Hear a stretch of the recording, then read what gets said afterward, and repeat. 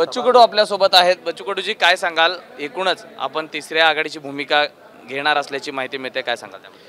आम्ही शेतकरी शेतमजुराच्या संदर्भात मुख्यमंत्र्यांना आखरी भेटणार आणि भेट झाल्यानंतर जर समाधान झालं नाही किंवा त्यांनी योजना आखल्या नाही त्या बाबतीत, तर मग आम्ही वेगळा निर्णय घेऊ शकतो कदाचित. म्हणजे महायुतीतनं आपण बाहेर पडणार आहात? ते अजून सांगता येणार नाही. मुख्यमंत्र्याच्या अंतिम भेटीनंतर मग ठरवू. लोकसभेत जी भूमिका आपण पाहिलीत की नागरिकांची, की ती कुठेतरी सत्ताधाऱ्यांच्या विरोधात आहेत, त्यामुळेच आपली ही भूमिका बदललेली आहे का, हा सूर बदलला आहे? नाही, बिलकुल नाही. आम्ही शेतकरी शेतमजुरांचा दिव्यांगाचा नूर बदल्यासाठी भूमिका घेऊ आणि त्याच्यासाठी वाटेल ते करू. आपण मागे अनेक दिवसांपासून महायुतीत नाराज आहात आणि यामुळे याचाच फटका कुठेतरी विधान परिषदेच्या निवडणुकीत होईल का? विधान परिषदला बिलकुल फटका बसणार नाही. आम्ही मुख्यमंत्र्याचा कॉल घेऊन त्यांच्यानुसार काम करू. तिसऱ्या आघाडीत जवळपास किती जण आता आपल्या सोबत असणार आहेत? कुठल्या कुठल्या पक्षांसोबत चर्चा सुरू आहे?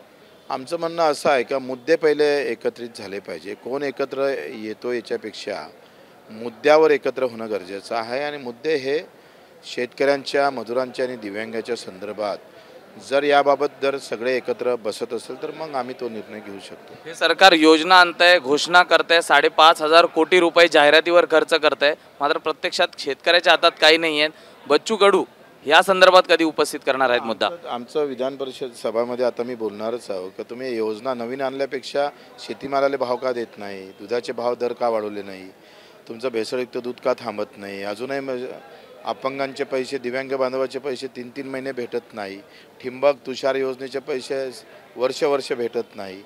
मग या सगळ्या संदर्भात कष्ट करणाऱ्याच्या बाजूनं काय, जो मेहनतीनं जगतं, श्रममूल्य जपल्या गेले पाहिजे देशामध्ये. माझं म्हणणं आहे का श्रममूल्य जर तुम्ही जपलं नाही तर मग या देशाचं आपण पाहतो खरं वैभव चाललं जाईल. की कंपनीमध्ये काम करणारा कामगार असेल, तो एस-टी चालक असेल, इकडे शेतकरी असेल, मजूर असेल, याच्या श्रमाला किंमत देणारी योजना पाहिजे ना. मुख्यमंत्र्यांसोबतची ही बैठक नेमकी कधी असणार आहे आणि आपला निर्णय कधी जाहीर? या 15 ते 20 जुलैच्या दरम्यानमध्ये आम्ही बैठक घेऊ. एक शेवटचा प्रश्न आहे की वडिलांच्याच पावलावर पाऊल टाकून मुलगा हा चालत असतो आणि आज आपण विधानसभेत आपल्या मुलाला घेऊन आलात, काय नेमकी पुढची राजकीय धोरणं? त्याला आम्ही हात जोडून विनंती करतोय का ह्या फंद्यात पडू नका. हे राजकारण काही चांगलं नाही आहे, कारण ते खूप मोठा चांगला विषय नाही आहे आणि त्याला उद्योग करावं. उद्योगातून जे काही कमाई येईल त्याचा 50% वाटा हा गरिबांसाठी खर्च करावा. हॉस्पिटल काढावी, शाळा काढावी चांगल्या, जे फ्री, जे श्रीमंत पोरांना 2-2 लाख भरून शिक्षण भेटते, ते शिक्षण आमच्या ग्रामीण भागातल्या शेतकऱ्यांच्या मजुरांना भेटलं पाहिजे. याच्यासाठी पावलं टाकली पाहिजे.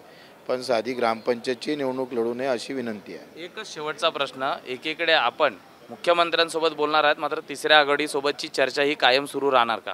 आता चर्चा का करू नये? राजकारणी आहे मी काही कलेक्टर थोडा आहे, मी राजकारणी आहे, मी चर्चा करणारच सगळ्यांसोबत. धन्यवाद सर आमच्याशी बातचीत केल्याबद्दल. व्हिडिओ जर्नलिस्ट अनिल मी सूरज सावंत, एबीपी माझा, मुंबई. एबीपी माझा, उघडा डोळे बघा नीट.